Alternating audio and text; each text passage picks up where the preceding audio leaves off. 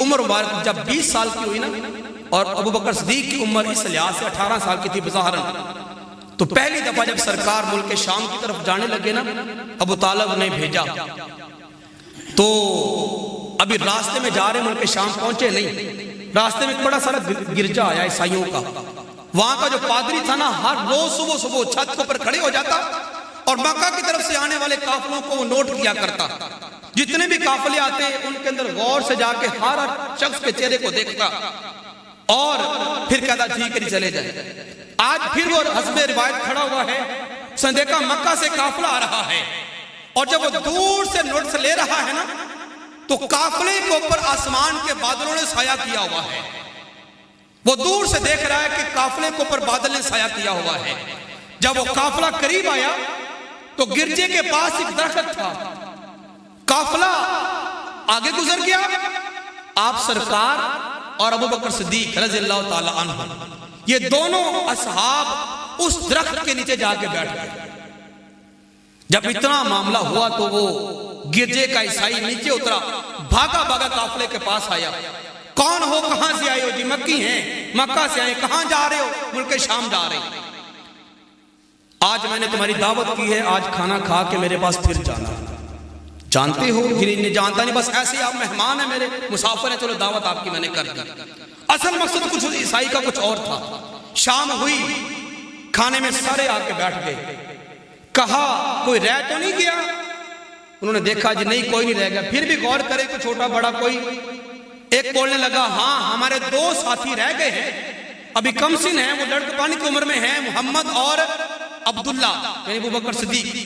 کہاں پہ ہیں وہ؟ ہم نے اپنے سامان کے رکھوالی کے لیے درخت کے نیچے بٹھائے ہوئے ہیں۔ دل ہی دل میں سائی نے کہا کہ اسی کی خاطر تو محفل سجائی ہے، جن کو پیچھے بٹھا کے آگے ہو انہیں بھی پہلے بلاؤ تو پھر کھانا کھولا جائے گا۔ سرکار کو بلا لیا گیا، اس نے سرکار کے چہرے کو دیکھا، سرکار کے ہاتھوں کو دیکھا، سرکار کے کندھوں کو دیکھا، سرکار کے قمیض کو اتار کے سرکار کی کمر کو دیکھا، دیکھ رہا ہے ساتھ انجیل کھولی ہوئی ہے، تورات کھولی ہوئی ہے، زبور کھولی ہے، وقت کی ساری کتب کھولی ہوئی ہے۔ سرکار کے ایک عضو کو دیکھتا ہے، ادھر کتاب پڑھتا ہے، کہتا ہے اللہ کی قسم یہ وہی ہے۔ پھر چہرہ دیکھا، کہا اللہ کی قسم یہ وہی ہے۔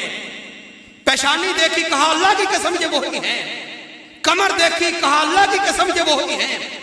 مکی سارے پریشان کہ یہ یہودی نصرانی کیا کہہ رہا ہے، یہ پادری کیا کہہ رہا ہے۔ پوچھ لیا کہ آخر مسئلہ کیا ہے، وجہ کیا ہے؟ اس نے کہا میرے سامنے یہ تورات ہے، یہ انجیل ہے، یہ زبور ہے، یہ دیگر صحائف ہیں، تمام آسمانی کتب کے اندر آخری نبی کی نشانیاں اللہ نے بیان فرمائی ہیں، اور یہاں تک خالق کائنات نے نشانیاں بیان فرمائی ہیں۔ یہ جو سامنے درخت کھڑا ہے رب ذوالجلال نے جہاں تک فرمایا ہے، اور میں نے تاریخ کی ساری کتب میں یہ بات پڑھی ہے کہ اس درخت کے نیچے سوائے اللہ کے نبی کے دوسرا بندہ نہیں بیٹھ سکتا۔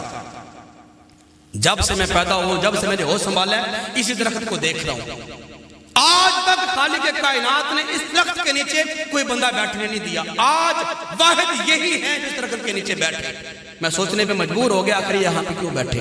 تو میں نے دیگر جب نشانیاں دیکھی تو ساری نشانیاں وہی تھیں جو خالق کائنات نے آخری نبی کی تورات اور انجیل کے اندر بیان فرمائی ہوئی۔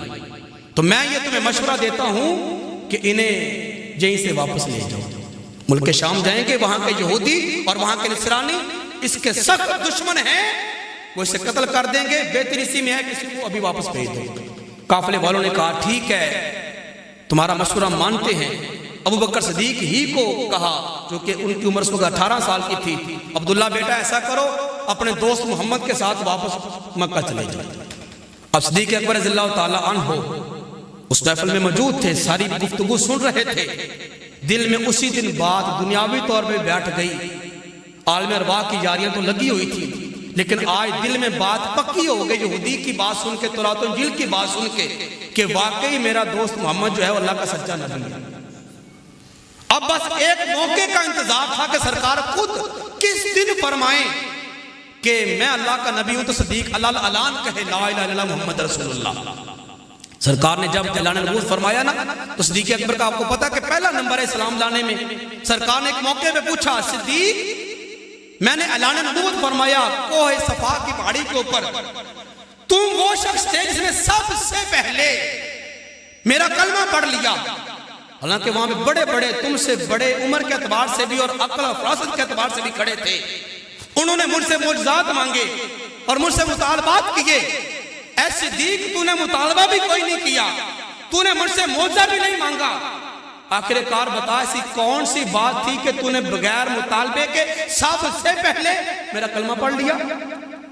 یہاں پہ صدیق اکبر نے کہا تھا یا رسول اللہ آپ اس دن کی بات کرتے ہیں, میں تو اس 18 سال کی جب عمر تھی جب ہم عیسائی کے پاس بیٹھے تھے, میں تو اس دن سے انتظار میں تھا کہ کب یہ دن آئے اور آپ کہیں میں اللہ کا نبی ہوں اور میں سب سے پہلے نمبر لے جاؤں.